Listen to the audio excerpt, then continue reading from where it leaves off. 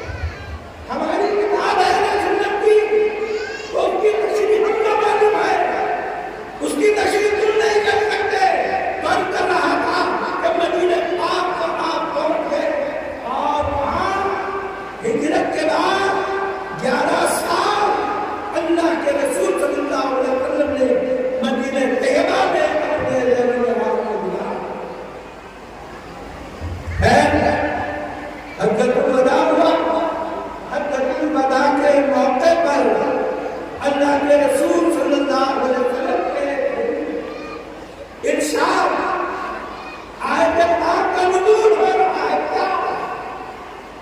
الیوم اکملت لکم دینکم واتممت علیکم نعمتی۔ اے میرے محبوب، ہم نے آپ کے دن الیوم دین کو مکمل کر دیا، ہم نے قانون کو مکمل کر دیا، ہم جو چاہتے تھے ہمارا منصب پورا ہو گیا، کام ختم ہو گیا۔ اور پھر ارشاد ربانی واتممت علیکم نعمتی، ہم نے نعمت کو بھی تمام کر دیا، یعنی شریعت بھی مکمل ہو گئی اور طریقت بھی مکمل ہو گئی۔ الجناب گرامی نعمت پھر فرمایا وَرَضِيتُ لَكُمُ الْإِسْلَامَ دِينًا، اور ہم راضی ہو گئے، کس سے راضی ہوئے؟ ہماری رضا کس سے؟ تمہارے اسلام میں بنا دے تو مسلمان رہنے لگا، اسلام تسلیم سے۔ آپ اسلام کے معنی میں سمجھے کہ سائلنٹ ہو جانا، اپنی حقیقت کو چھوڑ دینا، اپنی خودی کو بنا کر دینا، اور پھر مولا کے سامنے جھکنا، اس کا نام اسلام۔ ہم نے جب یہ صحابہ کرام رضوان اللہ تعالیٰ علیہ مجمعین نے اللہ کے رسول نے یہ بیان پہنچا دیا، ظاہر ہے کہ دیدار نبوی کی وجہ سے صحابہ کرام کے تمام ظاہر و باطن مکمل طور پر نورانی کی نورانی، ان کا جسم نورانی بن چکا، ان کی روح نورانی کی، ان کا قلب نورانی، ان کے افکار نورانی، ان کے کردار نورانی، وہ ایسے نورانی کہ سنتا بانو سارے صحابہ بنا کسی گنتی کے جو اللہ کے رسول صلی اللہ علیہ وسلم کا دیدار ایمان کی حالت میں سب چلنے کے لیے ان کے تعلق سے اگر اللہ برابر کوئی شک و شبہ کرتا ہے تو اپنی خبر چھوڑ رہا ہے، اس کا راستہ جاننے بدیلان گرامی جب صحابہ کرام رضوان اللہ تعالیٰ علیہ مجمعین اللہ کے رسول کے بعد، اللہ کے رسول کے بعد رسالت بھی تھی، نبوت بھی تھی، خلافت بھی تھی، سلطنت بھی تھی، بادشاہت بھی تھی، فوق الاسلام تحت السلام، حکمران آدم حکمران اللہ کے اس مخلوق کو دعائے اللہ کے رسول نے کوئی نہیں کہا۔ آپ جب آپ پردہ فرمائے سیدنا صدیق اکبر، پھر سیدنا فاروق اعظم، پھر سیدنا عثمان غنی، پھر سیدنا مولا کائنات رضی اللہ تعالیٰ عنہ کے بعد دیگر یہ سب ظاہر میں اور باطن میں مکمل طور پر آقا علیہ الصلوۃ والتسلیم کے بہتر نظر مکمل نظر بن چکے۔ اب یہاں حکومت بھی ہوئی، اب آگے بڑھے تو ظاہری معاملہ، باطنی معاملہ، حکومت کے معاملہ ایک کے لیے تسلیم ہونے لگے۔ تو اس میں دو جماعتیں علماء حق کی، جن کو فقہاء ائمہ کرام یاد کر رہے ہیں۔ آئیے حضرت نظم المحدثین علامہ صغیر احمد رشید لا چکے ہیں، انشاءاللہ بالکل اختصار میں گفتگو کرتے ہوئے حضرت کو انتظار کا انتظار ختم کر دیا جائے گا۔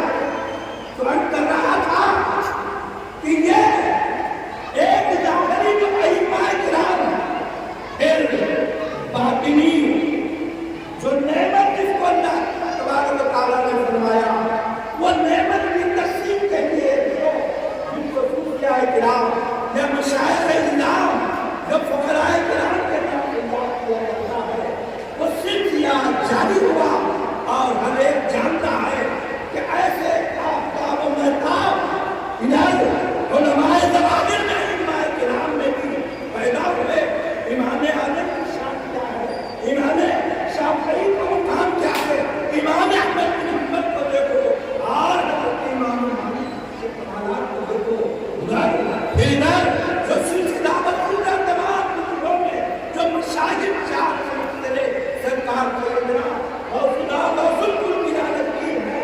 خواجہ خاجگان حضرت معین الدین ہے تو حضرت سیدنا شیخ الشیوخ صاحب اپنی سہروردی ہے تو ادھر دیکھتے ہیں کہ شہنشاہ نقشبند ہے تو ان صوفیاء کرام اور علماء کرام چلتا ہوا سرگرمی ہے سرکار خواجہ خاجگان علیہ رحمت ہندوت بنی یہ ہندوستان خواجہ اجمیری کا ہے اور ان کو تشبیت دینے کے لیے آج اقدار سے بے شمار علماء کرام آتے رہے اور اس سلسلہ کو چلتا ہوا آیا سرزمین دکن کی طرف تو سرکار کرنا رہا یہ سدرا علیہ رحمت اللہ کی ذات مبارکہ جو بیلگام حیدرآباد اور گلبرگہ یہ مصنف جو ایریا ہے یہ پورا سرکار بندرآباد کا منظور ملت ہے اور انہیں کی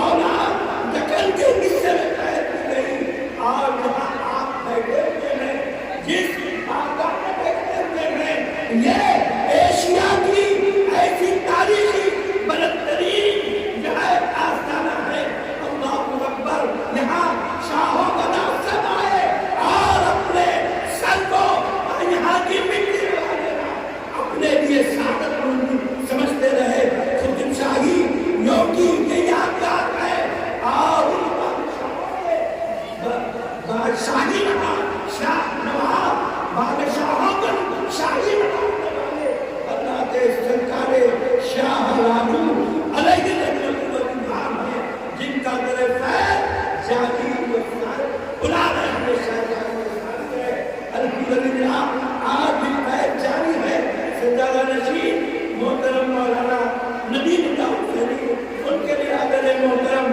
قبول اللہ حسینی اللہ تبارک و تعالی ان کے عمر اقبال میں ان کے ہمت و حوصلے میں جو ہے تقویت عطا فرمائے حاسدین کے حسد دشمنوں کے چھتے کو محفوظ رکھے یہاں ہفتے واری نظام خانقاہی ماہانہ نظام خانقاہی سالانہ نظام خانقاہی تمام متحد دین کے آداب کے موقع پر مجالس کا اہتمام اور مباحث کا اہتمام ہفتے میں جو اجتماع ہوتا ہے یہاں جمعرات کا اجتماع ہے اتوار کا اجتماع ہوتا ہے اور مولانا جو ہے مولانا حافظ نجیب اہل سنت احمد گوری صاحب کا ہفتے واری یہاں بیان ہوتا ہے اللہ تبارک و تعالیٰ ہم سب کو توفیق خیر عطا فرمائے تمام جو حضرات یہاں حاضر ہیں اور پروردگار عالم کو اپنے فضل و کرم سے ان کی مرادوں کو پورا فرمائے اللہ تعالیٰ ہمارے آنے کو قبول فرمائے اور ہمارے ظاہر و باطن کو منور فرمائے بہتر لا الہ الا اللہ بخشد علی صاحب اللہ دامت برکاتہ العالیہ شیخ الحدیث حضرت جابر نظامیہ وہ رکن معزز صدر مجلس علماء دکن سے حضرت ہی کی ایک نصیحت کے ساتھ میں آپ کو زحمت دیتا چلوں کہ ایک عرس شریف کے موقع پر حضرت نے فرمایا تھا کہ اللہ والوں کی آستانوں کو آنے سے کیا ہوتا ہے ہم ان کی بارگاہ میں کیا پیش کرتے ہیں کچھ قرآن پڑھتے ہیں کچھ کار خیر کرتے ہیں کچھ نیکی کا ثواب پہنچاتے ہیں یہ ہمارے بس میں ہے لیکن اللہ والوں کی نظر اگر ہم پر پڑ جاتی ہے تو وہ آخرت کی ہمارے لیے نجات کا سامان عطا کر دیا کرتے ہیں آئیے مسجد احترام محمد کی خدمت میں عرض کروں حضرت مولانا سید صغیر احمد نقشبندی صاحب دامت برکاتہ العالیہ شیخ الحدیث جامع نظامیہ وہ اپنے خصوصی کلمات ربانیہ سے ہم سب کو مستفید فرمائیں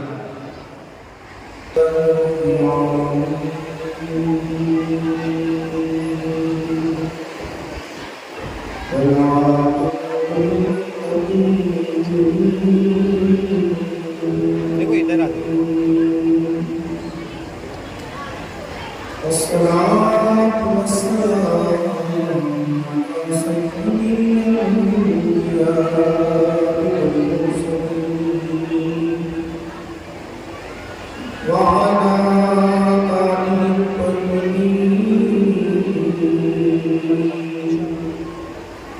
وأصحاب الأقربين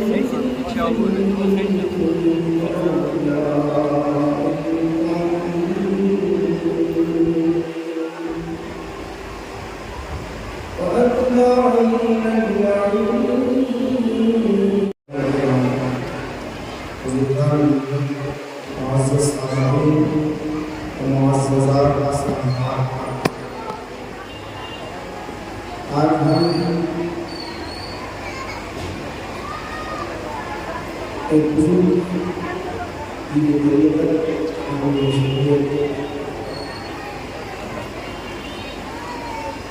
سید شاہ محمد الحسین شاہ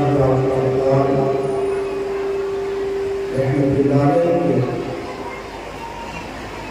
354 اس میں تمام جو ہمارے لیے نہایت سعادت مندی کی بات ہے اور یہ محفل آج کی اجر و ثواب کی باعث ہے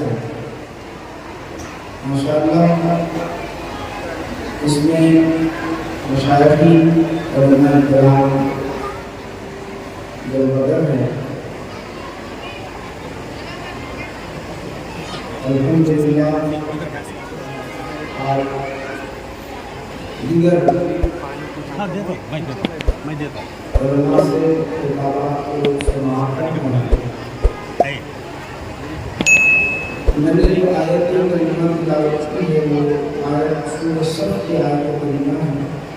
اللہ سبحانہ و تعالیٰ راست ارشاد فرما رہا ہے اے مومنو اللہ کی مدد کرنے والے بندو یا الذین آمنوا اے ایمان والو کونوا ہو جاؤ انصار اللہ اللہ کی مدد کرنے والے.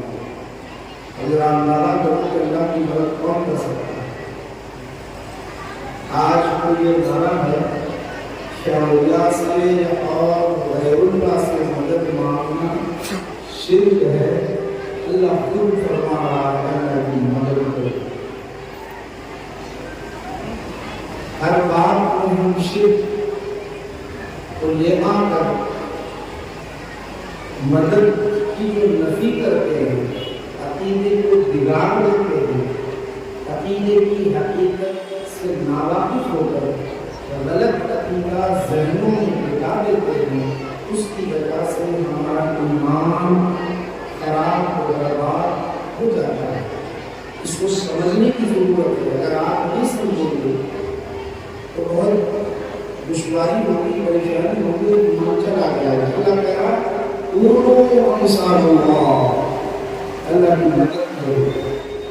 اللہ کی مدد کیسے ہوگی؟ اللہ کے دین کی مدد کرنا اللہ کی مدد ہوگی. ماشاءاللہ اس دین کی مدد کا ایک حصہ آج کی محفل میں ہے. آج کی اس محفل میں اس دین کا ایک حصہ وہ یہ مدد جہاد بالسیف ہوتا ہے, جہاد باللسان ہے, جہاد بالقلم ہے, جہاد بالعمل ہے, تبلیغ ہے. یہ اسی کا ایک حصہ ہے. اور اس میں ہوتا کیا ہے؟ اس میں ہوتا یہ ہے کہ بزرگان دین کے اس میں ہوتا ہے کہ لوگوں کو دین کی طرف بلایا جاتا ہے. کوئی اس کے اندر جتنے بھی مسلمان حاضر ہیں یہ بھی کوئی یہ نہیں سمجھتا کہ اللہ کے لیے بندے کو خدا نہیں سمجھا.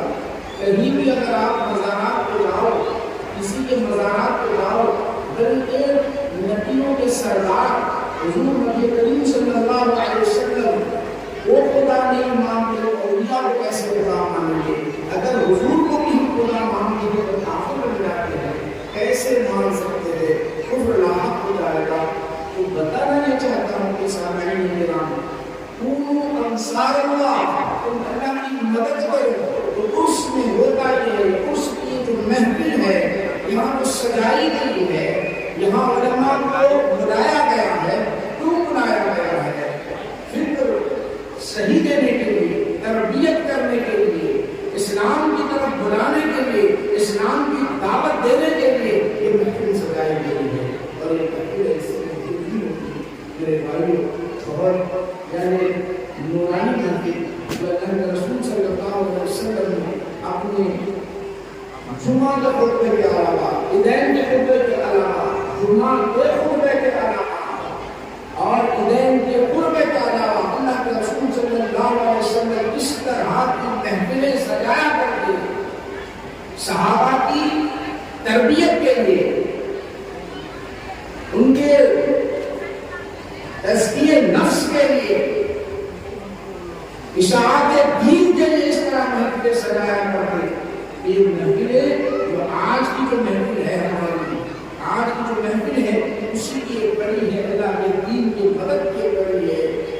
اسی طرح نبی کریم صلی اللہ علیہ وسلم کا زمانہ بخاری شریف میں آتا ہے، اللہ کے رسول صلی اللہ علیہ وسلم، میرے آقا نبی کریم صلی اللہ علیہ وسلم محفل سجائے ہوئے ہیں۔ آقا کے فرمان آپ اپنی زبان مقدس سے جاری ہوتے جا رہے ہیں۔ نبی کریم صلی اللہ علیہ وسلم کا ارشاد جاری ہے۔ اسی اثناء میں لوگ آئے، 3 اشخاص آئے، بخاری شریف میں آتا ہے کہ 3 لوگ آئے، 3 فرد آئے، 3 فرد آئے، وہ ایک شخص درمیان میں جگہ دیکھا، وہ محفل بڑی پیاری تھی، وہی محفل کی طرح ہم اسی سنت میں محفل ہمیں منعقد کی ہے۔ سجادہ نشین سید شاہ پیر طریقت سید شاہ نبی اللہ حسینی حفظہ اللہ کی جانب سے جو محفل اور ان کے برادران کی جانب سے جو محفل منعقد کی گئی ہے، اللہ کے رسول صلی اللہ علیہ وسلم کی سنت میں منعقد کی گئی ہے۔ اللہ کے رسول صلی اللہ علیہ وسلم نے اس طرح اپنی محفلیں سجائی، اس میں 3 افراد آتے ہیں۔ بخاری شریف میں ہے، ایک شخص آیا، بیچ میں جگہ دیکھا اور آنے کے بعد بیچ میں جگہ دیکھ کر، خالی جگہ دیکھ کر بیٹھ گئے۔ دوسرے صاحب آئے، پیچھے بیٹھ گئے۔ تیسرے صاحب جو ہے وہ نکل کر چلے گئے۔ یہ مسلمان صاحب ہیں، یہ جمعہ کا خطبہ نہیں ہے، جمعہ کی نماز نہیں ہے۔ جمعہ کی نماز ہوتی تو یہاں سے جا نہیں سکتے تھے، خطبہ لازم تھا سننا، تو جمعہ کی محفل نہیں ہے، اس کے علاوہ محفل ہے۔ تو اللہ کے رسول نے فرمایا، تم جانتے ہو، حضور نے ارشاد فرمایا، بخاری شریف میں آتا ہے، تم جانتے ہو کہ 3 افراد آئے، تینوں کی کیفیت کیا ہے جانتے ہو؟ اذا جاء رجل، جب ایک وہ آدمی آیا، آپ اللہ، اس نے اللہ کی پناہ طلب کی تو اللہ نے اس کو پناہ دے دی۔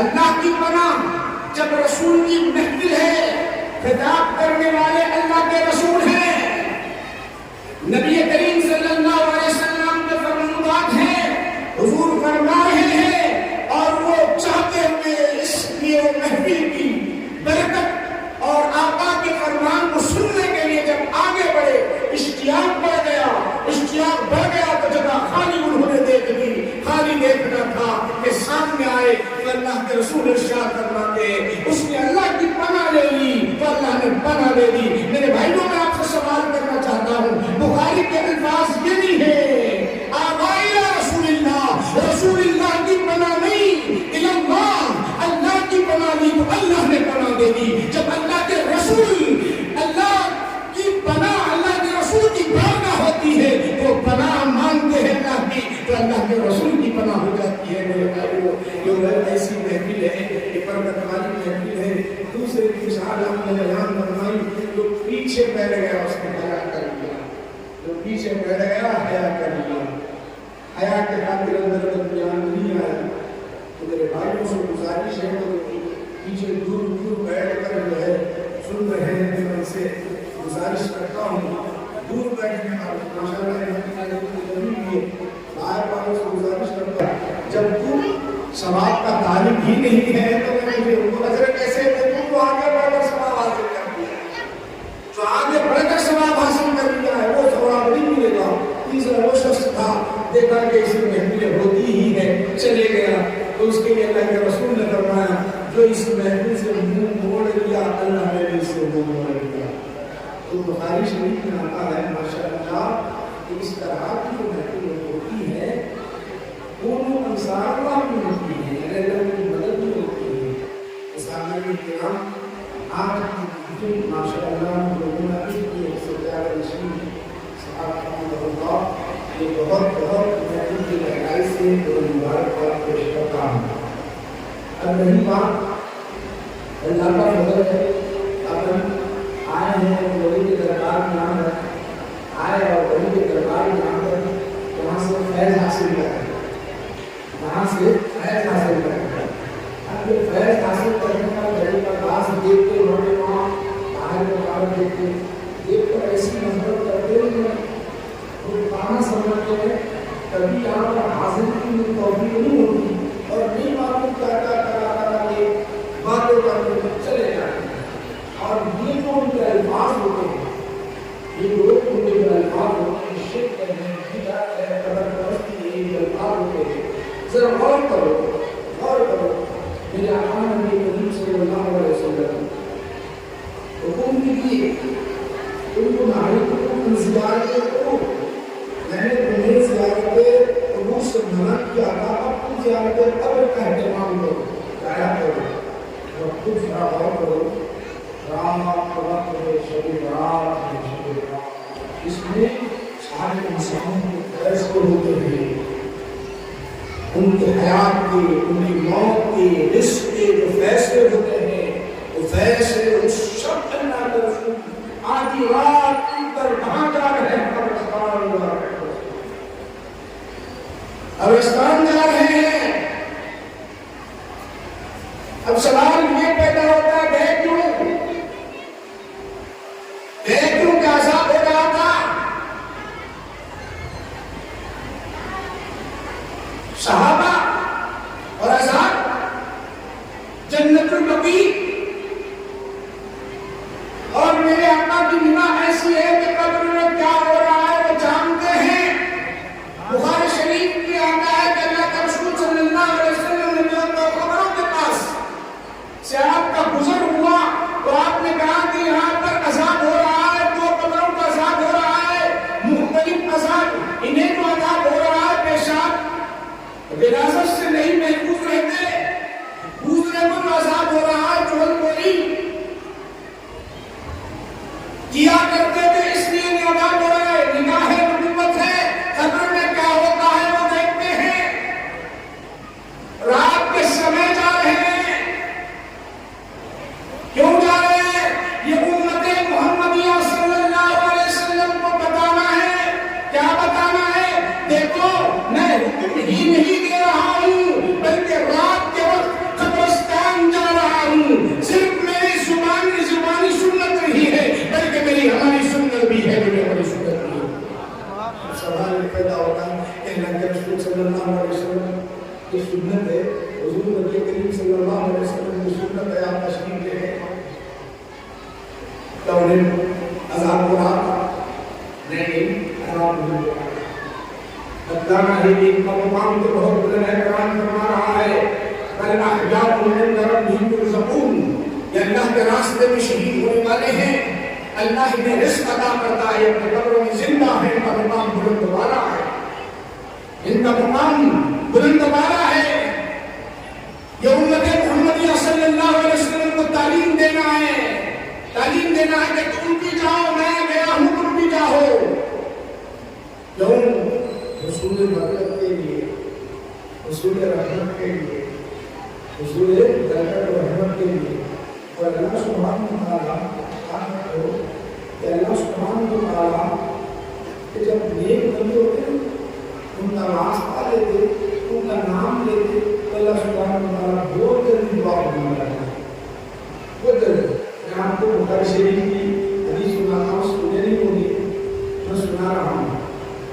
حضرت زبیر رضی اللہ عنہ جلیل القدر صحابی ہیں.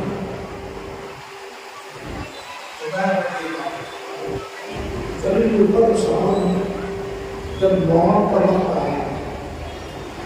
وقت آیا تو اپنے بیٹے عبداللہ بن زبیر بن بیٹے نے کہا مجھ پر بہت قرض ہے، بہت قرض ہے. کتنا قرض ہے؟ 22 لاکھ درہم و دینار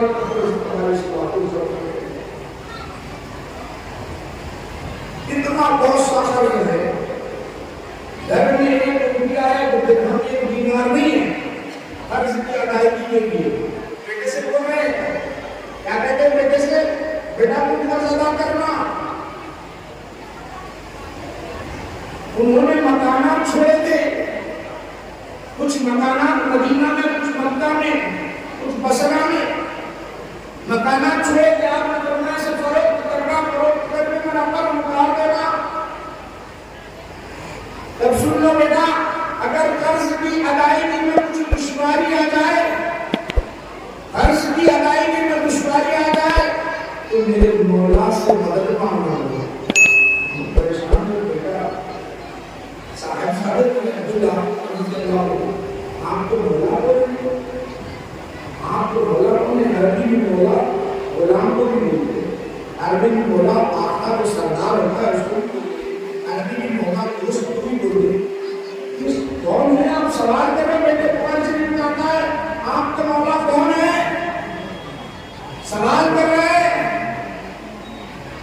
بیٹا, خود سوال کر رہے کون؟ عبداللہ بن زبیر رضی اللہ عنہ بابا جان سے عرض کر رہے بابا جان کون ہے آپ کا مولا؟ تو آپ نے ارشاد فرمایا اللہ میرا مولا ہے, اس سے مدد مانگنے کا. اور کیا کہنا چاہتے ہو؟ یا مولا زبیر مولا, تمہارا بھی خدا میرا بھی خدا سارے کائنات کا خدا سب کا اللہ ایک ہے, مگر جب دشواری آ جائے قرض کی ادائیگی میں تو اس وقت یہ بولنا یا مولا زبیر,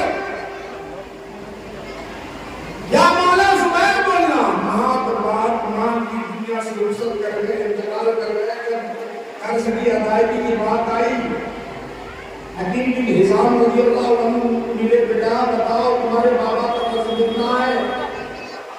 1 لاکھ. ہم بڑے کو میں دے دیتا ہوں. پہلے 1 لاکھ بتائے, صبح کے پھر بولے 22 لاکھ ہے. انہوں نے اب تو ادائی کر ہی نہیں سکتے, طاقت ہی نہیں ہے جو ادا کر سکے, ادا کر سکے. اس کے بعد عبداللہ بن زبیر رضی اللہ عنہ کہتے ہیں جب کوئی قرض مانگنے کے لیے آتا تو اس وقت میں کیا کرتا؟ زمین فروخت کرتا, مکان فروخت کرتا. اس وقت دشواری پیدا ہوتی تو اس وقت میں یا مولا زبیر کہتا, یا مولا زبیر کہتا, یا باس اللہ کے دربار میں عرض کرتا. ادھر زمین بک جاتی اور قرض ادا ہو جاتا. اتنا سب کچھ قرض ادا ہونے کے بعد لاکھوں روپئے بچ گئے, صرف میں نام لیتا یا مولا زبیر. اسی طرح اے مومنو, ہم تو ہے گناہگار, ہم تو ہے خطاکار. ہم جب کہتے ہیں یا مولا راجو قتال حسینی تو اللہ سبحانہ و تعالی کہتا ہے میرے گلی کو تو نے یاد کر دیا ہے, آج تو کیا مانگنا چاہتا ہے مانگ, اے نالے بنا کر میں تجھے دان دیتا ہوں. تو اللہ والوں کا جب نام لیا جاتا ہے تو اللہ سرکار کا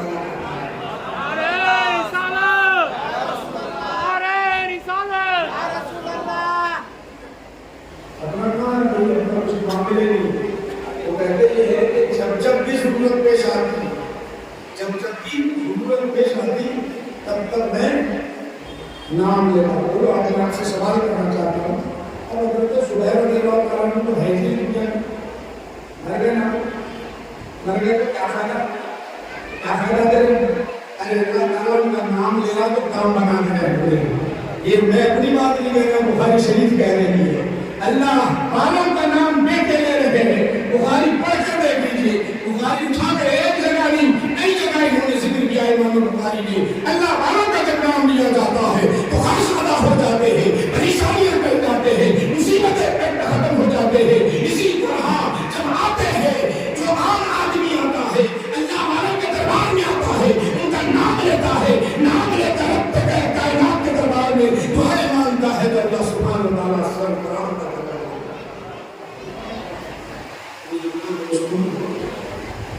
اور ہم ساتھ ذکر کر کے بات سمیٹ دیتا ہوں, مبارکباد پیش کرتا ہوں. ماشاءاللہ اس طرح کی محفل کرنا اور صحیح دینا عقیدہ پہنچانا تو بہت ضروری ہے. اتنے ایسے بڑے بھائی لوگ کیا کہہ رہے ہیں, افغانستان کو دیکھتے ہیں, اس طرح مسلمان کو دیکھتے ہیں, شرک سے کافی پڑتا ہے. کہاں سے کیسے کہاں, اگر انہوں نے زندگی میں قدم نہیں رکھا, اگر ان کو پیسے دے کر بھی لایا جائے پانی لے کر جائے, کیا مسلمانی ہے؟ میرے نبی نے قبر پہ گئے, میرے نبی کو قبر پہ گئے ہیں.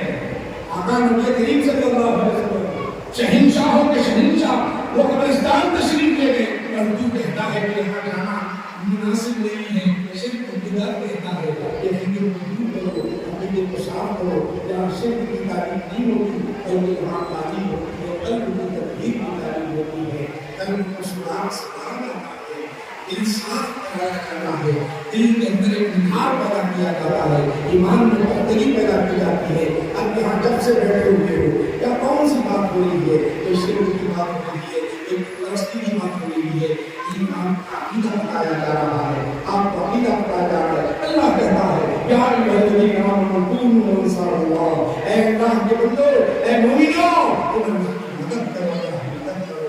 اے غیر اللہ سے مدد مانگنے والے، ایسی باتیں شرک کرنے والے، اللہ خود کہہ رہا ہے تم مدد کرو، بندوں سے کہہ رہا ہے شرک کیسے ہوتا ہے؟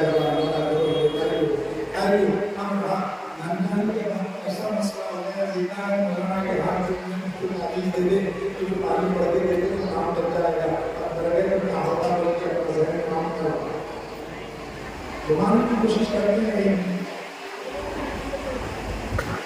اس لیے اللہ زیادہ میڈیا بہت کام کر رہا ہے، اس پر میڈیا پر بہت زیادہ کام ہے، ابھی اس کے دوران ختم ہوتا ہے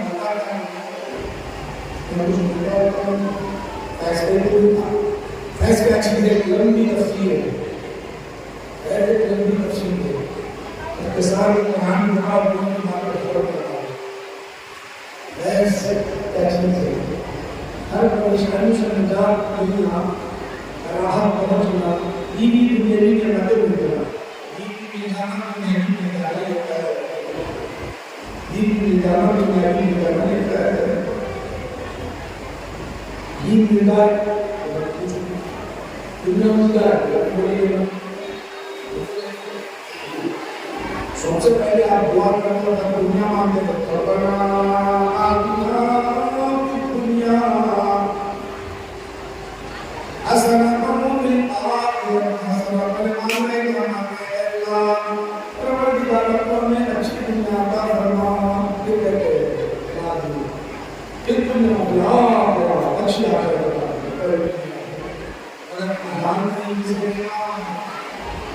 اچھی حرام کھاؤ گے ایک لقمہ بھی جب چلا گیا نہ دنیا ملے گی نہ آخرت ملے گی، نہ دنیا ملے گی نہ آخرت۔ حلال ہے سب کچھ ہے، تو میرے بھائی آپ بتانا چاہتا ہوں کہ دنیا سے جب چلے جاتے ہیں تو ہم بہت آنند جاتے ہیں، دنیا سے چلے جاتے ہیں تو اللہ کی رحمت اترتی ہے، حیات میں نیند اترتی ہے، ظاہری حیات میں چلتے پھرتے ہیں، دنیا میں گھومتے پھرتے ہیں تو نیند اترتی ہے۔ اللہ نے قرآن میں بیان کیا جب لیٹ جاتے ہیں قبر میں چلے جاتے ہیں تو اس سے بڑھ کر جو رحمت اللہ اتارتا ہے۔ اصحاب کہف سے ذرا پوچھو، اللہ کہتا ہے وَتَرَى الشَّمْسَ إِذَا طَلَعَتْ تَزَاوَرُ عَنْ كَهْفِهِمْ ذَاتَ الْيَمِينِ وَذَاتَ الشِّمَالِ۔ اصحاب کہف دنیا سے 309 سال تک چھپ گئے، دنیا سے چلے گئے، غار میں چلے گئے، آرام کر رہے ہیں، لیٹے ہوئے ہیں، جب تک دھرتی پر گھومتے رہے، ماتھا ٹیکتے رہے، مگر سورج ہے کہ اپنی روشنی اور شعاعیں پر ان پر چھوڑتا رہا، سورج ان پر اپنی روشنی میں کمی نہیں کیا، اپنی گردش میں کمی نہیں کیا۔ جب عبادت کر کے اس دنیا سے چلے گئے، غار میں چلے گئے، تو اللہ نے یہ جو فیض دنیا میں دیتا رہا، دنیا میں جو عطا کرتا رہا، نعمتیں عطا کرتا رہا، عطا کرتا رہا، کھلاتا رہا، زندگی دیتا رہا، عبادت کرنے کی توفیق عطا فرمائی، یہ دنیا کی نعمتیں دی، یہ ساری چیزیں دی۔ جب وہ چھپ گئے، غار میں چلے گئے، اب چلے دنیا میں جب تک تھے تو سورج کو کوئی حکم نہیں تھا، جب وہ مر گئے ہیں، بظاہر مرے ہوئے ہیں، حیات ہے، غار میں لیتے ہوئے ہیں، اللہ کہتا ہے سورج نکلنے والا جب نکلتا ہے تو اس کی روشنی اور اس کی کرنیں پڑتی اللہ اصحاب کہف والوں پر۔ اللہ کہتا ہے ذرا ہٹ کر نکلنا، ذرا ہٹ کر نکلنا، ذرا ہٹ کر نکلنا۔ یہ کب ہے؟ یہ کب ظاہری حیات میں تھے، سورج کی گردش نہیں بدلی، دنیا سے بظاہر جب چلے گئے تو اللہ نے کہا اب تو دنیا سے گیا ہے تو ہم تجھے مالا مال کر دیں گے۔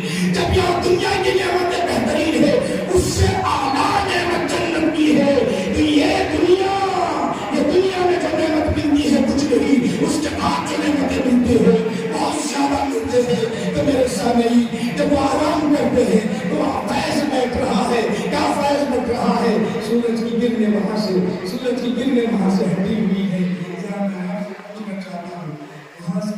سوال کرنا چاہتا ہوں، سورج جب وہاں سے ہٹ کر نکلتا چھاؤں ہوتی تو صرف تم کو ہی ہوتی اور پہاڑوں کو بھی ہوتی، وہاں کے جنگلات کو بھی ہوتی. ارے وہ جہاں آرام کر رہے ہیں سامنے کہاں سن لو، میں آپ کو بتانا چاہتا ہوں جہاں وہ لیٹے ہوئے ہیں، لیٹنے والے کے ارد گرد جتنے ذرات ہیں وہ بھی گرمی سے محفوظ رہ رہے ہیں. اندازہ کر لو جب یہ دنیا سے چلے جاتے ہیں تو انسان مومن اعلیٰ اور افضل ہے، وہ فیض لینا چاہے ان کے در پر آ کر کتنا بھی عطا کر دے. سامعین کرام، بہت سارے دلائل ہیں، وقت نہیں ہے. میں آپ سے گزارش کرنا چاہتا ہوں اپنی عقیدے کو مضبوط رکھیں کہ جو عقیدہ ہے یہاں آئے اور کیا پرواز کر دے تو دعائیں مانگے، ادب کا اہتمام کریں، ادب کا اہتمام وہاں جتنے ادب کے ساتھ جتنے عقیدے کے ساتھ میرا کام ہوگا. حالانکہ میں آپ کو بتانا چاہ رہا ہوں حقیقی نظام صحابی ہے حضرت عبداللہ بن زبیر سے کہتے ہیں کہ پیسے کا مدد کر رہا ہوں، جو بھی غرض ادا کرنا ہے میں دیتا ہوں، مجھے سننا نہیں ہے. لیکن بابا نے ایک نسخہ بتایا ہے تو اس کا یہ بتایا ہے مولا زبیر کو تو زبیر کا نام لے لو کام ہو جائے گا، میرا عقیدہ مضبوط ہے، میں اس سے غیر حاضر کرتا چلا جاتا ہوں. اس طرح فرماتا ہوا اور لاکھ کوڑی کروڑوں کی کچھ بھی اس کو نصیب کرنا ہے. ان کے بیٹوں کو خود میں تفصیل کرنی ہے. ماشاءاللہ میں سجادہ صاحب کو اور ان کے شعراؤں کو مبارکباد پیش کرتا ہوں. قواعد کو سنتا ہوں اور منبر میں مطالعہ کرتے سننا تو بھی پرنام کرنا ہے. کیا ہمارے بزرگوں نے آپ سے گزارش ہے مولانا اس کے شریک ہے، میں دل کی گہرائی سے آپ کو مبارکباد پیش کرتا ہوں.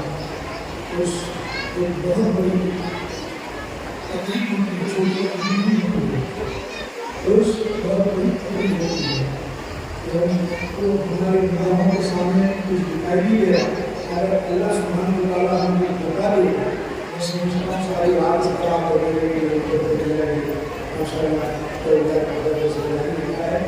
میں نگاہ کے ساتھ ساتھ اللہ کے نگاہ میں دعا مانگتا ہوں اے اللہ ہماری اس آخری کے روزہ کا کام حاضر ہو کر اپنی حاضری پیش کی ہے دربار میں میرا اس کو قبول فرمائے. دربار میں شہنواری مقدار آمدہ کے صدقے میں دعا مانگتا ہوں. ہمارے جوڑیہ کو تعلیم سے بڑا کر رکھا ہے، اسکولی تعلیم کو تعلیم سے بڑا کر رکھا ہے. انہیں ابھی دینی نعمتوں سے معلومات کرنا ہے، دینی دنیا کی نعمتوں سے معلومات کرنا ہے، ہمارے قلوب کو روشن کرنا ہے، ہم سب کو وہی کرنا ہے، ہمیں عقیدے کو مضبوط کرنا ہے. میری بہنیں ہمارے ساتھیوں کی اہم معاملات کو شاکر اہتمام کرنا ہے. رب العالم ہمارے دائی ہمارے قبول کرنا. صلی اللہ علیہ سیدنا محمد علیہ وسلم.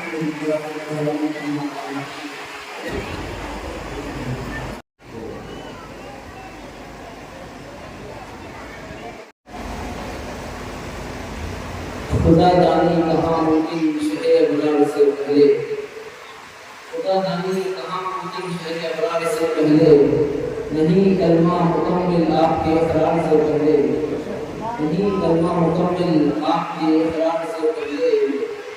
یہ کیا تب معجزہ ہے بعد میں قرآن اترا ہے، یہ کیا تب معجزہ ہے بعد میں قرآن اترا ہے.